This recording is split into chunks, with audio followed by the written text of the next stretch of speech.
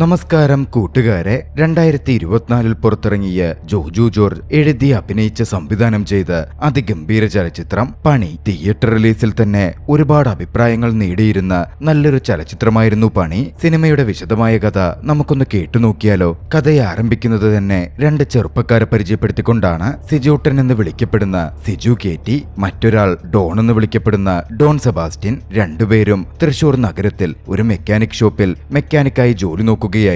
അന്ന് രാവിലെ ടയർ പഞ്ചറായി നന്നാക്കാൻ ഒരു പയ്യൻ വന്നെങ്കിലും അതൊന്നും അറ്റൻഡ് ചെയ്യാൻ നിൽക്കാതെ ആശാനെ പോലും ധിക്കരിച്ച് ഇരുവരും തങ്ങൾക്ക് ഒരു പരിപാടിയുണ്ടെന്ന് പറഞ്ഞ് ഷോപ്പിൽ നിന്ന് ഇറങ്ങിപ്പോവുകയാണ്. തൃശൂർ നഗരം പുലർച്ചെ തന്നെ തിരക്കിലേക്ക് കടന്നിരുന്നു. ഷമീറിന്റെ ചായക്കടയിൽ നല്ല തിരക്കുണ്ട്. ഓരോരുത്തരായി അങ്ങോട്ടേക്ക് എത്തിത്തുടങ്ങി. അങ്ങോട്ടേക്ക് ആദ്യം എത്തിയതിൽ ഒരാൾ നേരത്തെ പറഞ്ഞ ഡോൺ സെബാസ്റ്റ്യന്റെ കാമുകിയായ പെൺകുട്ടിയായിരുന്നു. ഡോണിനെ കാണാതെ അവൾ ഡോണിന് മെസ്സേജ് അയച്ച് ദേഷ്യപ്പെടുന്നുണ്ട്. പിന്നാലെ അങ്ങോട്ടേക്ക് സുരേഷ് എന്നൊരു വ്യക്തി കടന്നു വന്നു. സുരേഷ് ഒറ്റത്തടിയായ മനുഷ്യനാണ്. സുരേഷിന്റെ ലാൻഡുമായി ബന്ധപ്പെട്ട് ഒരു പ്രശ്നമുണ്ടായിരുന്നു. ലാൻഡ് വാങ്ങുവാൻ അവിടുത്തെ ഒരു പ്രധാന വ്യക്തി ശ്രമിക്കുന്നുണ്ട്. സുരേഷിനാണെങ്കിൽ വിൽക്കാനും താല്പര്യമില്ല.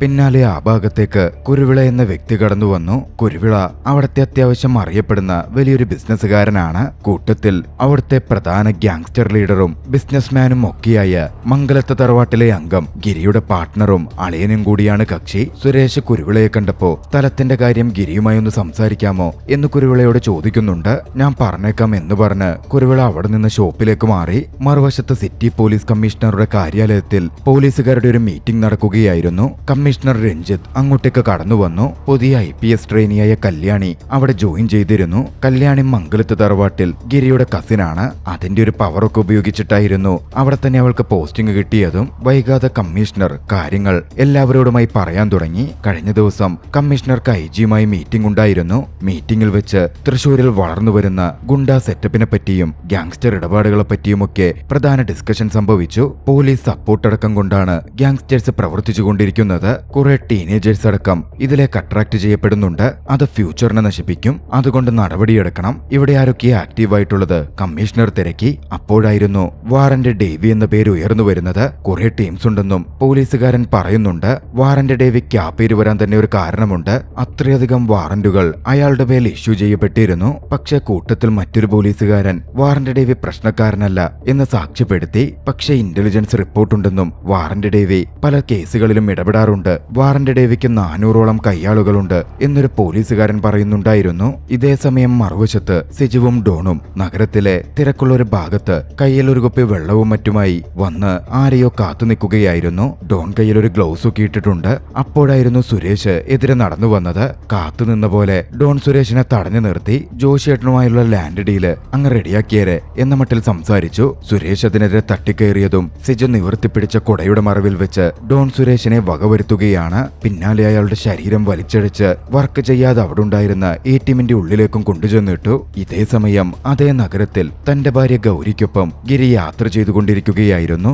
യാത്രക്കിടയിൽ ഗിരിക്കൊരു ഫോൺ കോൾ വന്നു. വിളിച്ചത് തൃശൂരിലെ അറിയപ്പെടുന്ന നടനും കലാകാരനുമായ ജയരാജാണ്. ജയരാജ് ഒരു ഷോപ്പിന്റെ ഉദ്ഘാടനത്തിന് കുറച്ച് ആർട്ടിസ്റ്റുകളുമായി ചെന്നിരുന്നു. പക്ഷേ ഷോപ്പ് ഉടമ ഇപ്പോ പണം കൊടുക്കുന്നില്ല.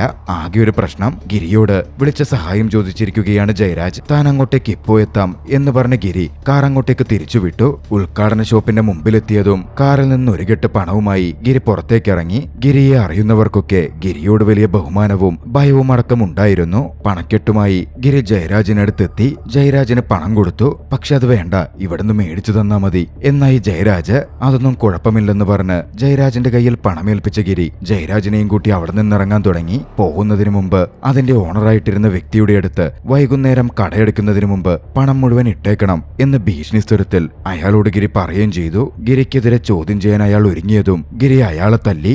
ഞാൻ ആരാണെന്നല്ലേ ചോദിക്കാൻ വന്നേ? ഞാൻ ആരാണെന്നും എന്താണെന്നും ദേ ഇവിടെ ചോദിച്ചാ മതി എന്നൊരു ജോലിക്കാരനെ ചൂണ്ടിക്കാട്ടി പറഞ്ഞ് ഗിരി ജയരാജും ഒന്നിച്ച് പുറത്തേക്കിറങ്ങാൻ തുടങ്ങി. അവരിരുവരും ഷോപ്പിൽ നിന്ന് ഇറങ്ങുമ്പോ അതേ ഷോപ്പിനകത്ത് ഡോണും സിജുവും പുതിയ വസ്ത്രമെടുക്കുന്നുണ്ടായിരുന്നു. ഗിരി പുറത്തേക്ക് എത്തിയപ്പോഴേക്കും ഗിരിയുടെ പാർട്ട്ണറും കൂട്ടുകാരനും കൂടിയായ സജി അവിടെ കാത്തു നിൽക്കുന്നുണ്ടായിരുന്നു. ഗുരുവായൂരിൽ പോയി തിരിച്ചു വരുന്ന വഴിയായിരുന്നു അവർ. ജയരാജും ഗിരിയും സജിയും ഒന്നിച്ച് കുറച്ചുനേരം കുശലം പറഞ്ഞു. അപ്പോഴേക്കും കടയുടമയിൽ നിന്ന് പണം ഗിരിയുടെ പക്കലേക്കും എത്തിച്ചേർന്നിരുന്നു.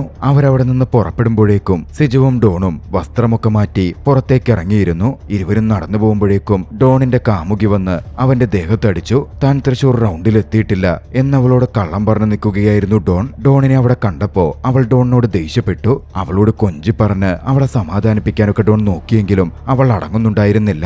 ഒരു ഘട്ടത്തിൽ ഡോൺ ആക്രോശിച്ച് തന്റെ തനിമുഖം പുറത്തു കാണിച്ചു. അവൾ പേടിച്ചു പോവാൻ തുടങ്ങിയതും ഡോൺ അവളെ ബേബി സോറി എന്നൊക്കെ വിളിച്ച് കുറച്ചൊന്ന് സമാധാനിപ്പിക്കാൻ ശ്രമിക്കുന്നുണ്ട്. പിന്നാലെ സിജു വിളിച്ചതും അവർ വീണ്ടും മുമ്പോട്ടേക്ക് പോയി. അവിടെ നിന്നും മാറി ഒഴിഞ്ഞ ഒരു പറമ്പിലെത്തിയ അവർ കൊലപാതകത്തിന് ഉപയോഗിച്ച വസ്ത്രങ്ങളും കുടയും അടക്കം പെട്രോൾ ഒഴിച്ച് കത്തിച്ചു കളഞ്ഞു. ഇതേ സമയം ഗിരിയും സജിയും കുടുംബവും യാത്ര ചെയ്ത് മംഗലത്തെ ചരക്ക് വ്യാപാരത്തിന്റെ ഓഫീസിലേക്ക് എത്തിയിരുന്നു. കുരുവിളയും ഭാര്യയും അടക്കം അവിടെ ഉണ്ടായിരുന്നു. കുരുവിളയുടെ ഭാര്യയുടെ പിറന്നാളാണ്, അതായത് ഗിരിയുടെ സഹോദരിയുടെ. ഗിരി സഹോദരിക്ക് ഒരു ഗിഫ്റ്റ് കൊടുത്തു. അന്ന് വൈകുന്നേരം ചെറിയൊരു പാർട്ടിയും അറേഞ്ച് ചെയ്യപ്പെട്ടിരുന്നു. അവർ കുശലമൊക്കെ പറഞ്ഞ് സംസാരിച്ചു നിൽക്കെ ഗിരിയുടെ അമ്മയുടെ ഫോൺ കോൾ കുരുവിളയുടെ ഫോണിലേക്ക് വന്നു. അന്ന് വൈകുന്നേരത്തെ പരിപാടിക്ക് തനിക്ക് എത്താൻ പറ്റില്ലെന്നും താൻ കുറച്ച് കൂട്ടുകാരുടെ ഒപ്പം മധു ബാലകൃഷ്ണന്റെ കൺസേർട്ടിന് പോവുകയാണ് എന്നായിരുന്നു ഗിരിയുടെ അമ്മ പറഞ്ഞത്. പവർഫുള്ളായ ലേഡിയാണ്, ഏവർക്കും അവരുടെ ബഹുമാനമാണ്. ഗിരിയും മറ്റുള്ളവരും അതിനൊക്കെ പറഞ്ഞു. മറുവശത്ത് ഡോണും സിജുവുമാകട്ടെ അവർ തന്നെ ചെയ്ത കൊലപാതകം ആദ്യം കാണുന്ന പോലെ ബഹളം കൂട്ടിയ ആളുകൾ വിളിച്ചു വരുത്തി. വൈകാതെ കാഴ്ച കാണാൻ ആളുകൾ തടിച്ചുകൂടാൻ ആരംഭിച്ചു. ആ സമയം അങ്ങോട്ടേക്ക് തന്റെ ഗേൾഫ്രണ്ട് വരുന്ന കണ്ട ഡോണാകട്ടെ അവളോട് സംസാരിക്കാൻ എന്നവണ്ണം അവിടെ നിന്ന് ഊരിമാറി. മറുവശത്ത് ഗിരിയും കുടുംബാംഗങ്ങളും എല്ലാവരും ഒന്നിച്ച് അവിടുത്തെ ഹോട്ടലിൽ ഭക്ഷണം കഴിക്കുകയായിരുന്നു. അപ്പോഴായിരുന്നു കൂടെയുണ്ടായിരുന്ന ഗിരിയുടെ കസിൻ കല്യാണിക്ക് ഒരു ഫോൺ കോൾ വരുന്നത്. ATM കൊലപാതകവുമായി ബന്ധപ്പെട്ട വിവരമായിരുന്നു അത്. ഉടനടി അവിടെ നിന്ന് എഴുന്നേറ്റ് സംഭവ സ്ഥലത്തേക്ക് അവൾ പുറപ്പെട്ടു. മറുവശത്ത് ATM കൊലപാതകം നടന്ന ഭാഗത്തേക്ക് കമ്മീഷണറും മറ്റ് പോലീസ് ഉദ്യോഗസ്ഥരും എത്തിച്ചേർന്നിരുന്നു. കല്യാണി എത്തിയതും കല്യാണിയോട് കാര്യങ്ങളൊക്കെ കൈകാര്യം ചെയ്യാൻ പറഞ്ഞ് റിപ്പോർട്ട് കൊടുക്കണം എന്നാവശ്യപ്പെട്ട് കമ്മീഷണർ അവിടെ നിന്ന് പോയി. ഇതേ സമയം തന്നെ ആദ്യം കൊലപാതകം കണ്ടത് തങ്ങളാണ് എന്ന് പറഞ്ഞുകൊണ്ട് പോലീസിന് സാക്ഷി കൊടുത്തുകൊണ്ട് സിജുവും ഡോണും അവിടെ തന്നെ ഉണ്ടായിരുന്നു. കൂട്ടത്തിൽ മറ്റൊരാളും. ATM കൊലപാതകത്തെ പറ്റിയുള്ള വാർത്ത സജിയുടെയും ഗിരിയുടെയും ചെവിയിലേക്ക് എത്തിയിരുന്നു. ആരാണ് പണി നടത്തിയത് എന്ന വിവരം അവർക്കും ഉണ്ടായിരുന്നില്ല. തൃശൂരിലെ പ്രധാന കൈയായ ഗിരിയും സംഘാംഗങ്ങളും അറിയാതെ അവിടെ ഒരു പണി നടന്നിരിക്കുന്നു. അത് ആരാണ് ചെയ്തത് എന്നവർക്ക് അറിയണമായിരുന്നു. അറിയാനുള്ള പ്രധാന വഴി ഡേവിയെ വിളിക്കലാണ്. പാർട്ട്ണർ ഡേവിയെ സജി വിളിച്ചു. പക്ഷെ അതിനെപ്പറ്റിയൊന്നും അറിയില്ലെന്നും പുറംപണിയാണ് എന്നുമായിരുന്നു ഡേവി പറഞ്ഞത്. ഡേവിയും ഭാര്യ ജയയും ഒന്നിച്ച് ഒരു മധ്യസ്ഥ ചർച്ചയ്ക്കായി അപ്പോ പോയിക്കൊണ്ടിരിക്കുകയായിരുന്നു. കൂട്ടത്തിൽ ഡേവിയുടെ കയ്യാളുമുണ്ട്. ഡേവി മധ്യസ്ഥ ചർച്ചയ്ക്ക് പോകുന്നിടത്തേക്ക് സുനി എന്നൊരുത്തൻ കരിക്കുമായി കടന്നു വന്നു. ഡേവിയുടെ പ്രധാന കയ്യാളുകളിൽ ഒരാളാണ് സുനി. അവിടെ മധ്യസ്ഥ ചർച്ചയ്ക്ക് വന്നിരുന്നവരെ കരിക്ക് വെട്ടിക്കൊടുത്ത് സുനി ഒന്ന് പേടിപ്പിക്കുന്നുണ്ട്. പിന്നാലെ ഡേവി വന്നു. പണപ്രശ്നമാണ്. ഡേവിയുടെ മധ്യസ്ഥതയിൽ ഉടനടി അത് പരിഹരിക്കപ്പെട്ടു. മറുവശത്ത് സിജുവിനെയും ഡോണിനെയും ഡോണിന്റെ കാമുകിയെയും കമ്മീഷണറുടെ കാര്യാലയത്തിലേക്ക് വിളിപ്പിച്ചിരുന്നു. സാക്ഷികളായി മൊഴി കൊടുത്തവരാണല്ലോ അവർ. അവരങ്ങോട്ടേക്ക് എത്തിച്ചേർന്നു. കൂട്ടത്തിൽ അവർക്കൊപ്പം സാക്ഷി പറഞ്ഞ സുലോചനൻ എന്ന വ്യക്തിയും. കമ്മീഷണർ അവരോട് അവരുടെ പേരും അഡ്രസ്സും കാര്യങ്ങളുമൊക്കെ ചോദിച്ചറിയുന്നുണ്ട്. തങ്ങൾ മെക്കാനിക്കുകളാണ്, ഡോണിന്റെ കാമുകിയെ കാണാൻ ആ റൗണ്ടിൽ പോയത് എന്നായിരുന്നു സിജുവും ഡോണും കമ്മീഷണറോട് പറഞ്ഞതുപോലും. അവരോട് പൊക്കോളാനും വിളിപ്പിച്ചോളാം എന്നും കമ്മീഷണർ പറഞ്ഞതും അവരിരുവരും പുറത്തേക്കിറങ്ങി. പുറത്തേക്ക് വന്നതും ഡോണിന് കോൾ വന്നിരുന്നു. കൊട്ടേഷൻ കൊടുത്ത ടീമിന്റെ കോളായിരുന്നു അത്. കാശ് റെഡിയായെങ്കിൽ ആദ്യം നമ്മൾ മീറ്റ് ചെയ്ത സൂപ്പർ മാർക്കറ്റിൽ വെച്ച് തന്നെ മീറ്റ് ചെയ്യാം എന്ന് ഡോൺ അവരോട് പറഞ്ഞു. മറുവശത്ത് ജോലി സ്ഥലത്തായിരുന്ന ഗിരിയെ ഭാര്യ ഗൗരി ഫോൺ ചെയ്തിരുന്നു. വൈകിട്ടത്തെ പരിപാടിക്ക് വേണ്ട സാധനങ്ങൾ വാങ്ങണ്ടേ എന്ന് ചോദിച്ചപ്പോ നീ സൂപ്പർ മാർക്കറ്റിലേക്ക് പൊക്കോ, ഞാൻ അങ്ങോട്ടേക്ക് വന്നോളാം എന്നായിരുന്നു ഗിരിയുടെ മറുപടി. ഗിരിക്ക് ഭാര്യ എന്നാൽ ജീവനായിരുന്നു. മറുവശത്ത് കൊട്ടേഷൻ ഏൽപ്പിച്ചവർ വരുവാൻ പണത്തിനായി സിജുവും ഡോണും കാത്തുനിൽക്കുകയാണ്. 10 ലക്ഷം രൂപയ്ക്കായിരുന്നു അവർ കൊട്ടേഷൻ ഏറ്റത്. 10 ലക്ഷം കിട്ടാൻ പോകുന്നതിന്റെ സന്തോഷം ഇരുവർക്കും ഉണ്ടായിരുന്നു. തങ്ങൾ ചെയ്ത കൊലയെപ്പറ്റിയുള്ള ഭീതിയോ ഭയമോ ഒന്നും തന്നെ അവരിൽ കാണാനുമുണ്ടായിരുന്നില്ല. അവരങ്ങനെ സംസാരിച്ചു നിൽക്കെ അങ്ങോട്ടേക്ക് കാറിൽ ഗൗരി വന്നു. ഡോണാളൊരു വായി നോക്കിയും കോഴിയുമാണ്. ഗൗരിയുടെ സൗന്ദര്യം കണ്ടതും അതിലവൻ ലയിച്ചു നിന്നു പോകുന്നുണ്ട്. ഗൗരിയുടെ പിന്നാലെ അവളെ കാണണമെന്ന് പറഞ്ഞ സിജുവിനെയും കൂട്ടി ഡോൺ സൂപ്പർ മാർക്കറ്റിനകത്ത് കയറി. സൂപ്പർ മാർക്കറ്റിനകത്ത് വെച്ച് സാരിയോടുത്തിരുന്ന ഗൗരിയുടെ വയറ് കണ്ടതും വളരെ വഷളത്തരമായി സംസാരിച്ച അവൻ അവളുടെ വയറിൽ തൊടണമെന്ന ആഗ്രഹം പ്രകടിപ്പിച്ചു. പിന്നാലെ മുമ്പോട്ട് ചെന്ന് തന്റെ കൈകൊണ്ട് തൊടുകയും ചെയ്തു. ഉടനടി പ്രതികരിച്ച ഗൗരി അവന്റെ മുഖത്തടിച്ചിരുന്നു. അതോടെ വിനയം കാണിച്ച് കുറെ സോറി പറഞ്ഞ് ചിരിയോടെ അവൻ മാറാൻ തുടങ്ങി. അസ്വസ്ഥയായ ഗൗരി പുറത്തേക്കിറങ്ങാൻ പോവുകയായിരുന്നു. അപ്പോഴാണ് ഗിരി വന്നത്. ഗൗരി വല്ലാതിരിക്കുന്ന കണ്ട് ഗിരി കാര്യം ചോദിച്ചു. ആദ്യമൊന്നും ഒന്നുമില്ലെന്ന് പറഞ്ഞതും ഗിരി ആവർത്തിച്ച് ചോദിച്ചപ്പോ അവിടുണ്ടായിരുന്ന സിജുവിനെയും ഡോണിനെയും നോക്കി വൃത്തികെട്ടവന്മാരെന്ന് അവൾ പറയുന്നുണ്ട്. പിന്നെ പറയണ്ടല്ലോ. ഗിരി നേരെ ഡോണിനും സിജുവിനും അടുത്തേക്ക് ചെന്നു. അവരെ കണക്കിന് പെരുമാറി. ഡോണിന്റെ കൈയൊടിക്കുക പോലും ചെയ്തു. ശേഷം അവിടെ നിന്നും തന്റെ ഭാര്യ ഗൗരിയെയും ചേർത്ത് പിടിച്ച് നേരെ തിരികെ പോന്നു. അന്ന് രാത്രിയിൽ ഭംഗിയായി പാർട്ടി നടന്നിരുന്നു. പാർട്ടിയിൽ പങ്കെടുക്കാൻ ഗിരിയും കുടുംബവും, കുരുവിളയും കുടുംബവും, സജിയും കുടുംബവും, ദേവിയും കുടുംബവും എത്തിച്ചേർന്നിരുന്നു. കൂട്ടത്തിൽ മറ്റ് കസിൻസുമൊക്കെ ഉണ്ടായിരുന്നു. അന്ന് ഗൗരി ഡാൻസ് ചെയ്തു. ഗിരി സന്തോഷത്തോടെ അത് നോക്കിക്കാണുന്നുണ്ട്. ഗൗരിയും ഗിരിയും സ്നേഹിച്ച് വിവാഹം കഴിച്ചവരാണ്. അവർക്കിടയിൽ അത്രയും ആത്മബന്ധമുണ്ടായിരുന്നു. അവരുടെ സംസാരത്തിലും പെരുമാറ്റത്തിലും ഇടപെടലുകളിലും ഒക്കെയും ആ പ്രണയവും സ്നേഹവും പ്രകടവുമായിരുന്നു. അന്നും അതുപോലെ പ്രണയ നിമിഷങ്ങളിലൂടെ ആ രാത്രി കടന്നുപോയി. അടുത്ത ദിവസമായിരുന്നു തലേന്ന് കൊല്ലപ്പെട്ട സുരേഷിന്റെ ശവസംസ്കാര ചടങ്ങുകൾ നടക്കുന്നത്. അങ്ങോട്ടേക്ക് ഗിരിയും കൂട്ടുകാരും വന്നു. സുരേഷിന് ആകെയുള്ളത് 15 വയസ്സ് മൂത്ത ചേട്ടനാണ്. അയാൾ വിവാഹമൊന്നും കഴിച്ചിരുന്നില്ല. ആദരാഞ്ജലിയൊക്കെ അർപ്പിച്ച് ഗിരിയും സംഘവും തിരികെ വരുമ്പോ ജോഷി അതുവഴി പോകുന്ന കണ്ടു. ജോഷിയുമായിട്ടായിരുന്നു സുരേഷിന്റെ സ്ഥലത്തർക്കമൊക്കെ ഉണ്ടായിരുന്നത്. സുരേഷിന്റെ മരണത്തിൽ ജോഷിക്ക് പങ്കുണ്ടോ എന്നറിയാൻ ജോഷിയെ പിടിച്ചുകൊണ്ടുപോയി അവർ ജോഷിയെ ഒന്നുകൂടന് ചോദിച്ചു. ജോഷി പക്ഷേ തനിക്കൊന്നും അറിയില്ലെന്നായിരുന്നു പറഞ്ഞത്. ജോഷിയോട് ആ സ്ഥലത്തിന്റെ കാര്യമങ്ങ് മറന്നേക്കാൻ ദേവി പ്രത്യേകം പറയുന്നുമുണ്ട്. മറുവശത്ത് ഗിരിയുടെ തല്ലുകൊണ്ട് ഡോണും സിജുവുമാകട്ടെ ആശുപത്രിയിലായിരുന്നു. വല്ലാത്തൊരു വെറിയും ദേഷ്യവും അവർക്കുള്ളിൽ നിറഞ്ഞു നിൽക്കുന്നുണ്ടായിരുന്നു.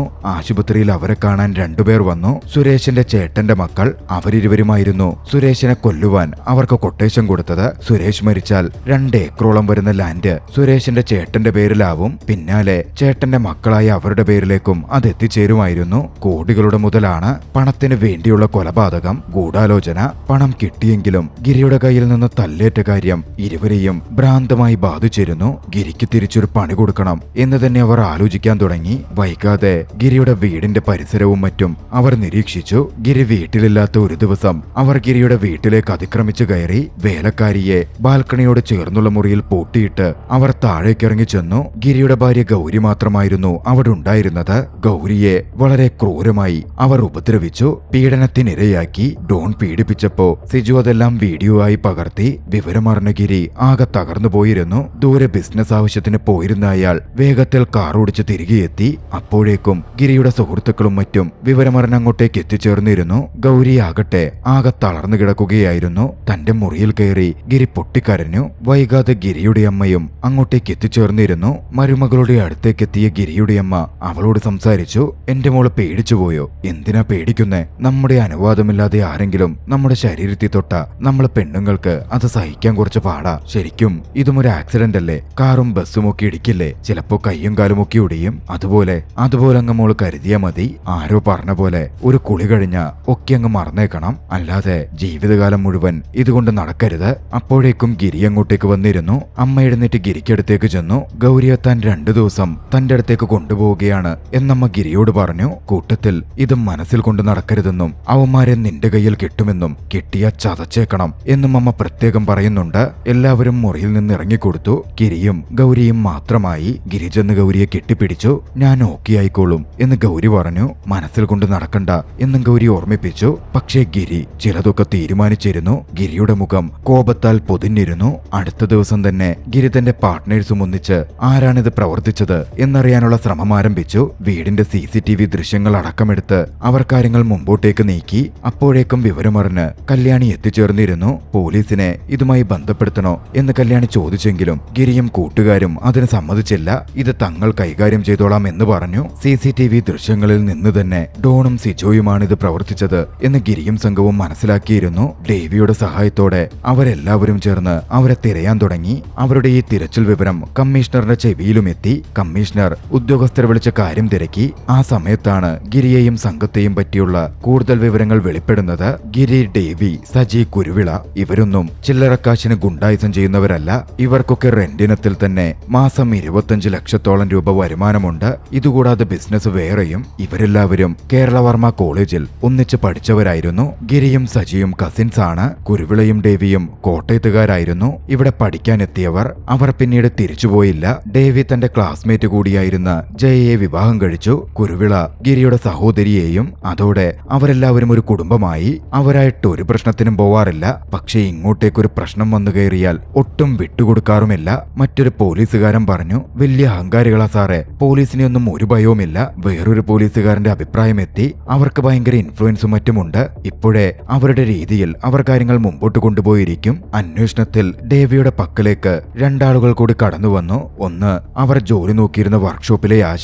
ആശാനിൽ നിന്ന് വേണ്ട വിവരങ്ങൾ ഡേവി ചോദിച്ചറിഞ്ഞു. മറ്റൊന്ന്, പണ്ടവരെ ചെറിയ കൊട്ടേഷന് കൊണ്ടുപോയിരുന്ന ജോയ് എന്നൊരു പയ്യൻ. അവനിൽ നിന്നും ഡോണിന്റെ ഡീറ്റെയിൽസും വീട്ടഡ്രസ്സും മറ്റും ഡേവിയുടെ ആളുകൾ മനസ്സിലാക്കുന്നുണ്ട്. വൈകാതെ ഡേവിയുടെ ആളുകൾ ചെന്ന് ഡോണിന്റെ അച്ഛനെ പിടിച്ചുകൊണ്ടുവന്നു. പള്ളിപ്പെരുന്നാൾ നടക്കുന്ന സമയമായിരുന്നു. ഡേവിക്ക് അതിന്റെയും ചെറിയ ഉത്തരവാദിത്തങ്ങളുണ്ട്. ഡേവി അങ്ങോട്ടേക്ക് പോയി. അറിഞ്ഞ വിവരങ്ങൾ ഡേവി ഉടനടി സജിയെയും ഗിരിയെയും വിളിച്ചറിയിച്ചു. കിട്ടിയ വിവരപ്രകാരം ATM കൊലപാതകത്തിന് പിന്നിലും ഇവരാണെന്ന് അറിഞ്ഞത് അവരിലൊരുത്തന്റെ അച്ഛനെ പൊക്കിയിട്ടുണ്ട് എന്ന് ഡേവി അവരോട് പറയുന്നുമുണ്ട്. ഇതേസമയം ഡോണാകട്ടെ തന്റെ കാമുകിയെ കൂട്ടി ബീച്ച് സൈഡിലുള്ള ഒരു ഒഴിഞ്ഞ കെട്ടിടത്തിൽ പോയി ലൈംഗിക ബന്ധത്തിൽ ഏർപ്പെടുകയായിരുന്നു. ഡോണിന്റെ ഫോണിലേക്ക് ഒരുപാട് മിസ് കോളും വന്നിട്ടുണ്ട്. കാര്യം പൂർത്തിയാവുന്നതിന് മുമ്പേ സിജുവിനെയും കൂട്ടി ഡോൺ അവിടെ നിന്ന് പോയി. അവർ പോയതിന് പിന്നാലെ അവന്റെ ഗേൾഫ്രണ്ടായ പെൺകുട്ടി ദേഷ്യത്തിൽ പുറത്തേക്ക് ഇറങ്ങിയപ്പോഴാണ് ഡേവിയുടെ ആളുകൾ ഡോണിന്റെ ഫോൺ ട്രാക്ക് ചെയ്ത് അങ്ങോട്ടേക്ക് എത്തുന്നത്. ഗേൾഫ്രണ്ടിനെ തോക്ക് ചൂണ്ടി ഡേവിയുടെ ആള് സെഡ് പേടിപ്പിച്ചതും ഭയന്നവൾ കാര്യങ്ങൾ പറഞ്ഞു.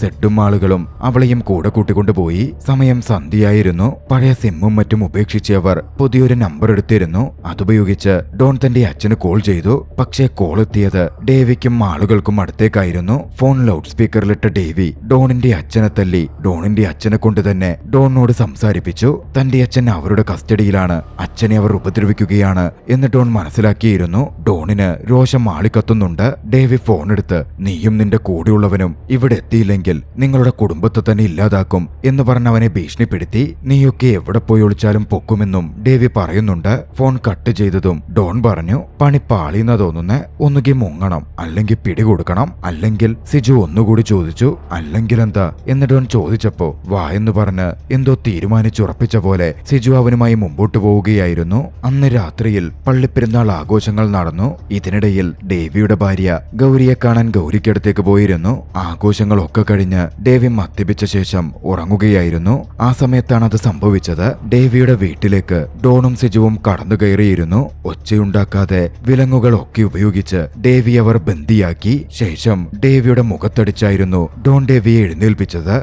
ഡേവി അവരെ കണ്ട് അലറി വിളിച്ചു. അവരോട് ആക്രോശിച്ചു. തന്റെ വലങ്കയ്യായ ഏവരും ഭയപ്പെടുന്ന സുനിയെ ഡേവി വിളിച്ചെങ്കിലും സുനിയെ തങ്ങൾ കൊന്നുവെന്നായിരുന്നു ഒരു കൂസലുമില്ലാതെ അവരിരുവരും ചേർന്ന് പറഞ്ഞത്. സുനിയെ അവർ കഴുത്തിന് ക്രൂരമായി കുത്തി കൊലപ്പെടുത്തിയിരുന്നു. ഡേവിയെ പുച്ഛിച്ച് സംസാരിച്ച ഇരുവരും ഡേവിയുടെ തന്നെ തോക്കെടുത്ത് അവിടെ വെച്ച് ഡേവിയെ വെടിവെച്ചു കൊന്നു. ഡേവിയുടെ മരണം ഏവരെയും തകർക്കുന്നതായിരുന്നു. ഡേവിയുടെ ഭാര്യ ജയയും ഗിരിയുമടക്കം ആകെ തകർന്നു പോകുന്നുണ്ട്. ജയയെ വീട്ടിലാക്കി ഗിരി കാറെടുത്ത് കരഞ്ഞുകൊണ്ട് തിരികെ ഓടിച്ചു പോവാൻ തുടങ്ങി. പോകുന്ന വഴിക്കാണ് ഗിരിയും ആക്രമിക്കപ്പെടുന്നത്. ഗിരിയെയും വെടിവെച്ചു കൊല്ലാൻ അവർ ശ്രമം നടത്തുകയായിരുന്നു. തന്റെ തോക്കെടുത്ത് പുറത്തെത്തിയിരുന്ന ഗിരി തോക്കിൽ ഉണ്ട നിറച്ച് അവർക്കെതിരെ വെടിയുതിർത്തു. അതോടെ ബൈക്കെടുത്ത് അവർ പോവാൻ തുടങ്ങി. ഗിരിയും വിട്ടില്ല. കാറെടുത്ത് അവർക്ക് പിന്നാലെ ചേസ് ചെയ്തു. വളരെ വലിയ ചേസിംഗ് തന്നെയായിരുന്നു നടന്നത്. പക്ഷേ ചേസിംഗിനിടയിൽ ഒരു ഘട്ടത്തിൽ ഗിരിക്ക് അവരെ മിസ്സായി. ഗിരിയിൽ നിന്ന് ഒഴിഞ്ഞു മാറിയ അവർ അവിടെ നിന്ന് കുറച്ചു നാളത്തേക്ക് മാറി നിൽക്കാൻ തീരുമാനിച്ചു. ശേഷം ബൈക്കിൽ പോകുമ്പോൾ അവർ വീണ്ടും ഗിരിക്ക് മുമ്പിൽ എത്തിപ്പെടുകയാണ്. വീണ്ടും ഒരു ചേസ് നടന്നു. ചേസ് ഒരു പാലത്തിലെത്തി. ഗിരി കാർ വട്ടമിട്ടതും ഗിരിയുടെ കാറിൽ ബൈക്കിടിച്ച്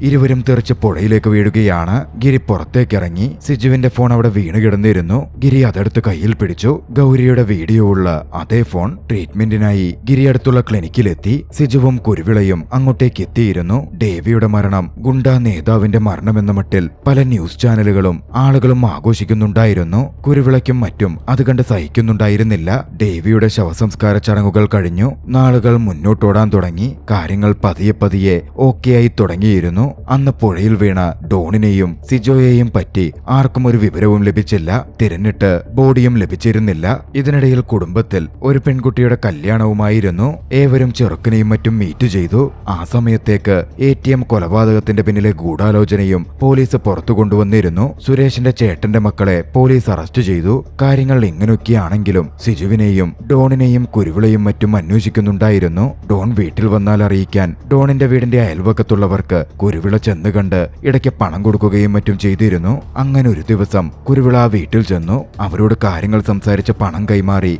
തിരികെ കാറിനടുത്തേക്ക് നടന്നു പോവാൻ തുടങ്ങി. കുരുവിള കാറിനടുത്തെത്തുമ്പോ കാറിന് മുകളിൽ ഒരു യുവാവ് ഇരിക്കുന്നുണ്ടായിരുന്നു. അടുത്തെത്തിയതും അത് ഡോണാണെന്ന് കുരുവിളയ്ക്ക് മനസ്സിലായി. സിജുവും ഒപ്പമുണ്ടായിരുന്നു. ഡോണും സിജുവും ചേർന്ന് അന്ന് കുരുവിളയെ ആക്രമിച്ചു. തോക്കിൽ ഉണ്ടയില്ലാത്തതിനാൽ ആയുധമുപയോഗിച്ച് കുത്തി മുറിവേൽപ്പിച്ചു. ശേഷം മരിക്കുവാൻ കാറിന്റെ ഡിക്കിയിൽ ഉപേക്ഷിച്ചു. മറുവശത്ത് ഗിരിയും സജിയുമടക്കം കല്യാണ ആഘോഷങ്ങളിലായിരുന്നു. അപ്പോഴാണ് ഫോൺ വന്നത്. കുരുവിളയുടെ ഫോണിൽ ഫോണിൽ നിന്ന് വിളിച്ചത് ഡോൺ ആയിരുന്നു. തങ്ങൾ ചെയ്ത പ്രവൃത്തിയുടെ കാര്യം തങ്ങളൊന്നും മറന്നിട്ടില്ല എന്ന സൂചനയിൽ ഡോൺ ഗിരിയോട് പറഞ്ഞു. സജിയെയും കൂട്ടി ഏറെ ഭയന്ന് പാനിക്കായ ഗിരി വേഗത്തിൽ കുരുവിളയുടെ കാറുള്ള ഭാഗത്തേക്ക് പുറപ്പെടുകയാണ്. പാഞ്ഞെത്തി കുരുവിളയെ നോക്കുമ്പോ കുരുവിളയ്ക്ക് ജീവനുണ്ടായിരുന്നു. ഉടനടി കുരുവിളയുമായി അവർ ആശുപത്രിയിലേക്ക് പുറപ്പെട്ടു. ഇതൊക്കെ കണ്ട് ചിരിച്ചുകൊണ്ട് ബിരിയാണി തിന്നുകൊണ്ട് ഇതേ സമയം ആ ഭാഗത്ത് തന്നെയായി ഒരു കൂസലുമില്ലാതെ ഡോണും സിജുവും ഇരിക്കുന്നുണ്ടായിരുന്നു.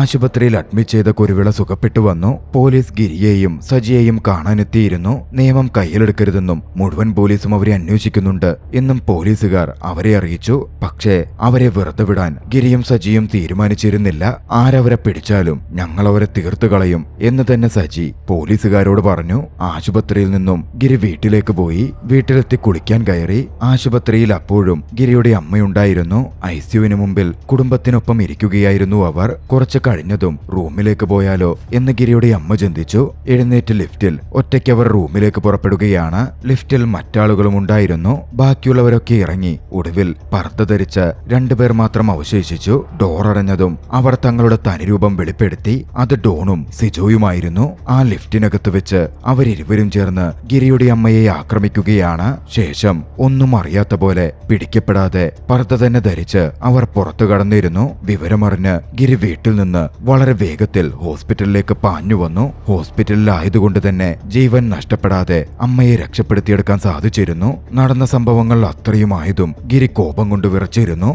ആശുപത്രിയിലേക്ക് ഗിരി വേഗത്തിൽ പോകുന്ന സമയം സെഡിന്റെ ഫോൺ കോൾ വന്നു. ഡോണിനെയും സിജുവിനെയും പോലീസ് പിടിച്ചു എന്ന് പറഞ്ഞുകൊണ്ടുള്ള കോളായിരുന്നു അത്. ഗിരി നേരെ സ്റ്റേഷനിലേക്ക് വണ്ടി വിട്ടു. സ്റ്റേഷനകത്തേക്ക് കയറി ചെന്നു. സെല്ലിനകത്ത് കിടക്കുന്ന ഇരുവരെയും രൂക്ഷമായി നോക്കിക്കണ്ടു. അവർക്കൊരു കൂസലുമുണ്ടായിരുന്നില്ല. ചിരിയോടെ ഗിരിയെ പുച്ഛിച്ചുകൊണ്ട് അപ്പോഴും സെല്ലിനുള്ളിൽ നിന്നവർ സംസാരിച്ചു. രൂക്ഷമായി അവരെ തന്നെ ഗിരി നോക്കിക്കൊണ്ടിരിക്കുകയായിരുന്നു. പിന്നാലാണ് കമ്മീഷണർ എത്തുന്നത്. കമ്മീഷണർ ഗിരിയോട് സംസാരിച്ചു. നിങ്ങൾക്കുണ്ടായിരിക്കുന്ന ഡാമേജ് എനിക്ക് മനസ്സിലാവും. പക്ഷേ നിയമം കയ്യിലെടുക്കാൻ നിൽക്കരുത്. ഇവന്മാരെ പുറം ലോകം കാണാത്തത്രയും വകുപ്പുകൾ ചാർത്തിയിട്ടുണ്ട്. ഗിരി ഒന്നും മിണ്ടിയില്ല. അവിടെ നിന്ന് ഇറങ്ങിപ്പോന്നു. അങ്ങനെ കോടതിയിൽ അവരെ ഹാജരാക്കുന്ന ദിവസമെത്തി. അവരെ കാണുവാൻ ആളുകൾ തടിച്ചുകൂടിയിരുന്നു. വളരെ വലിയ വാർത്താ പ്രാധാന്യം തന്നെ അവരെ കോടതിയിൽ ഹാജരാക്കുന്നതിനുണ്ടായിരുന്നു. അതിലൊക്കെ അഭിമാനം കൊണ്ട് രണ്ട് സൈക്കോകളെ പോലെ അവർ മുമ്പോട്ട് നടക്കുകയാണ്. പെട്ടെന്നായിരുന്നു എവിടെ നിന്നോ പാഞ്ഞുവന്ന രണ്ട് വെടിയുണ്ട ഇരുവരുടെയും ശരീരത്തിൽ തുളച്ചു കയറിയത്. പോലീസ് ഉടനടി അവരെ പൊക്കിയെടുത്ത് ആശുപത്രിയിലേക്ക് കൊണ്ടുപോവാൻ ആരംഭിച്ചു. അവരെ പിന്തുടർന്ന് തന്റെ വാഹനത്തിൽ ഗിരിയും എത്തിയിരുന്നു. പക്ഷെ ഗിരി അപ്പോഴൊന്നും ചെയ്തില്ല. ആശുപത്രിയിൽ അവർ ട്രീറ്റ് ചെയ്യപ്പെടാൻ തുടങ്ങി. ആശുപത്രിക്ക് വെളിയിൽ